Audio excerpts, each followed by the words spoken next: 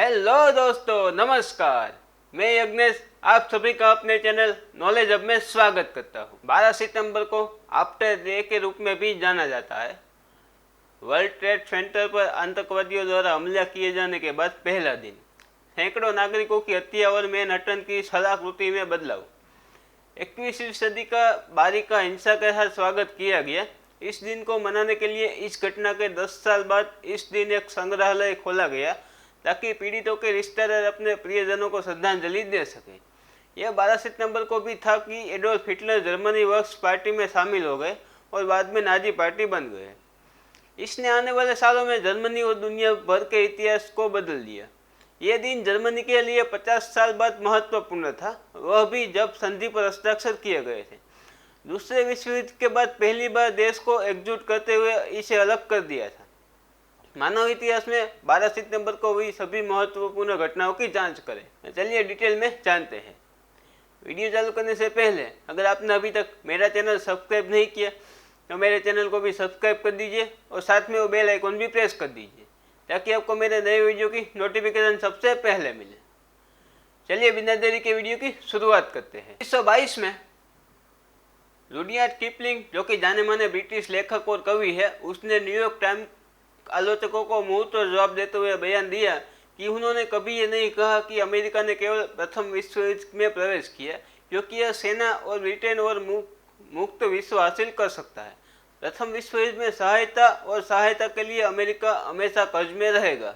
1948 में कई अमेरिकी राज्यों में इन्फेटाइल पैरालिसिस यानी कि पोलियो का प्रसार लगातार बढ़ रहा है। केवल सबसे अधिक प्रभावित क्षेत्रों में ही सार्वजनिक स्वास्थ्य के कारण स्कूल बंद रहेंगे। 1960 में कई सालों के लिए देखे गए सबसे अधिक विनाशकारी तूफान में से एक तूफान डोना पूर्वी लॉन्ग आइलैंड न्यूयॉर्क में तेज हवाओं में भारी बारिश का कारण है, जिससे व्यापक बाढ़ और संपत्ति को नुकसान पहुंचा है।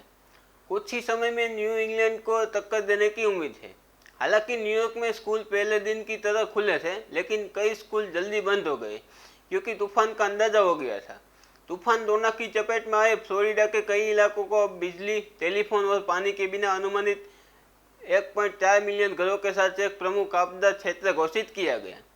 अंतिम मृत्यु टोल ज्ञात नहीं है, लेकिन यह अच्छी तरह से दोहरे आंकड़े तक पहुंच सकता है। एक बार अधिक घरों को नष्ट कर दिया गया था। 1962 में अंतरिक्ष की दौड़ में सोवियत संघ की प्रगति के जवाब में राष्ट्रपति जॉन एफ कैनेडी ने घोषणा की कि अमेरिका चंद्रमा पर एक व्यक्ति को रखेगा और सुरक्षित रूप से 1970 से पहले उसे वापस कर देगा। 1970 में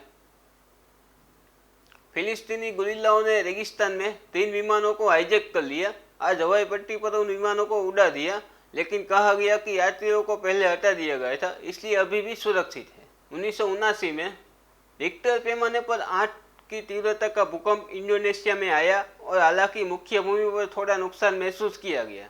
इससे ज्वार की लहर उठी और घरों को तबाह कर दिया और यापिन के सुदूर द्वीप पर 8000 लोग बेघर हो गए। 1980 में डेट्रॉइट के लिए जारी नवीनतम जनगणना के आंकड़ों ने पुष्टि की है कि कई लोगों को क्या विश्वास किया और सबसे खराब आशंकाओं की पुष्टि की है। शहर की आबादी केवल 10 सालों में 23% तक कम हो गई।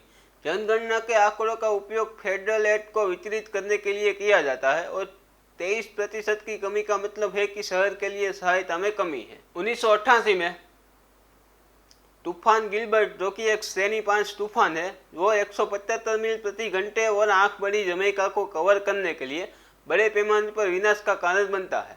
इससे पहले ऐसा कभी नहीं देखा गया कि द्वीप पर सैकड़ों लोग मारे गए और लगभग 70% द्वीप घरों को नुकसान पहुंचा। 1990 में चीन ने अपराध पर केवल कस दी और एमनेस्टी इंटरनेशनल द्वारा प्रकाशित एक रिपोर्ट में इस साल 1500 से अधिक लोगों को मार डाला। गिरफ्तार किए जाने के बाद 2 सप्ताह के भीतर कई ऐसे सवाल आमने सामने आए जो कई परीक्षकों को एक औपचारिकता मात्र मानते हैं। 2001 में अमेरिका के राष्ट्रपति जॉर्ज बुश ने आतंकवादी हमलों के बाद अमेरिका के खिलाफ हमलों को युद्ध का कार्य कहते हैं और आतंकवाद के खिलाफ युद्ध की घोषणा की। उन जिम्मेदारियों को खोजने और उन्हें न्याय दिलाने के लिए और राष्ट्र को बताया कि जिम्मेदार लोगों की तलाश पहले से ही चल रही है। उत्तरी अटलांटिक संधि संगठन नाटो ने अन्य सैन्य कार्रवाई के लिए राष्ट्रपतियों का समर्थन किया। 2002 में अमेरिका फेडरल रिजर्व के अध्यक्ष एलन ग्रीनस्पैन ने कांग्रेस और प्रशासन से आग्रह किया कि उसे संघीय बजट को संतुलित करना चाहिए और सार्वजनिक खर्चों के स्तर को बढ़ाते हुए करों में कटौती की इच्छा को रोकना चाहिए। 2006 में कैलिफोर्निया ने एक नया उत्सर्जन नियंत्रित विधेयक पारित किया। कानून का यह टुकड़ा अमेरिका में सबसे अधिक कार्बन डाइऑक्साइड धुआं विनियम दस्तावेजों में से एक बन गया, जिसे कानून में प्रारूपित किया गया था। इस नए कानून के एक पहलू ने वर्ष 2020 तक कार्बन डाइऑक्साइड उत्सर्जन में 25% की कमी का आह्वान किया। 2006 में दमिश्क में संयुक्त राज्य अमेरिका के दूतावास पर हमला। सीरिया के सुरक्षा बलों ने सीरिया को रोक दिया। हमलावरों ने इमारतों में 2 कारों बमों को चलाने की कोशिश की, लेकिन उन्हें रोक दिया गया। दूतावास के पास एक कार बम धमाका हुआ। 2007 में रूस ने परीक्षण किया कि वे दुनिया में सबसे बड़ा गैर परमाणु विस्फोटक होने का दावा करते हैं। कहा जाता है कि यह बम अमेरिका के एमबीओ उपकरण से 4 गुना अधिक शक्तिशाली है। यह एक थर्मोबैरिक बम है और बम के निर्माता द्वारा सभी बमों के पिता का करार दिया गया था। 2008 सऊदी अरब में सर्वोच्च रैंकिंग न्यायाधीश ने कहा कि रेडियो कार्यक्रम पर साक्षात्कार के दौरान कुछ उपग्रह टेलीविजन चैनलों के मालिकों को मारना स्वीकार्य है। उन्होंने कहा कि अनैतिक या दुष्ट कार्यक्रमों को दिखाने वाले चैनल के मालिकों को अन्य तरीकों से दंडित न किए जाने पर मार दिया जाना चाहिए।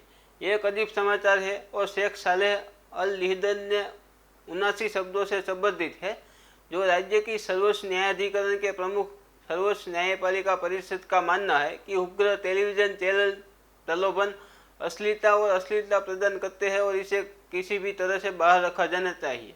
मालिकों की हत्या भी शामिल है। 2011 में मेक्सिको की खाड़ी में 3 दिनों के लिए एक नाव पर सवार 6 तेल श्रमिकों को अपराधियों द्वारा बचाया गया। ट्रॉपिकल स्टॉर्म नेट की चपेट में आने के बाद श्रमिकों को अपने अपतटीय जहाज को खाली करना पड़ा। 4 अन्य अभी भी लापता है। 2012 में एक अमेरिकी अधिकारी की हत्या कर दी गई और एक अन्य घायल हो गया जब लोगों ने अमेरिकी फिल्म का विरोध करते हुए बेजांगी लीबिया में अमेरिकी दूतावास पर हमला किया था। उनका मानना है कि उन्होंने पैगंबर मोहम्मद का अपमान किया था। हमले के बाद राष्ट्रपति ओबामा ने उन लोगों को न्याय दिलाने की कसम खाई जिन्होंने अमेरिकी अपराधी की मौत का कारण बने हमले का मंथन किया। 2013 में अल्जाइमर रोग से पीड़ित होने और यूरेमिया से पीड़ित होने के बाद रे डॉल्बी की 80 साल की आयु में मृत्यु हो गई। डॉल्बी के साउंड रिकॉर्डिंग के साथ अपने सफल काम के लिए जाने जाते थे। उन्होंने टेप रिकॉर्डिंग में बैकग्राउंड शोर को काटने के लिए तकनीक विकसित करने में मदद की और सराउंड साउंड विकसित किया। चलिए अब बात करते हैं आज ही के दिन कौन से सेलिब्रिटी का जन्मदिन आता है। आज ही के दिन फिरोज गांधी का जन्मदिन है, जो कि एक पॉलिटिशियन है। आज ही के दिन वादी वेलू का जन्मदिन है, जो कि एक साउथ के एक्टर है। आज ही के दिन प्राची देसाई का भी जन्मदिन है, जो कि एक एक्ट्रेस है। आज ही के दिन पुनीत इसार का भी जन्मदिन है, जो भी एक एक्टर है। ये थी कुछ घटनाएं जो आज ही के दिन यानी कि 12 सितंबर को पास में हुई थी। कैसा लगा आपको वीडियो, मुझे कमेंट करके ज़रूर बताना। अगर आपको वीडियो अच्छा लगा है तो लाइक कर दीजिए और अपने दोस्तों के साथ भी शेयर कर दीजिए। और मेरे इस चैनल को भी सब्सक्राइब नहीं किया तो मेरे चैनल को भी सब्सक्राइब कर दीजिए और साथ में वो बेल आइकन भी प्रेस कर दीजिए, ताकि आपको मेरे नए वीडियो की नोटिफिकेशन सबसे पहले मिले। तो चलिए मिलते हैं अगले वीडियो में नई जानकारी के साथ। ये वीडियो यहाँ तक देखने के लिए धन्यवाद।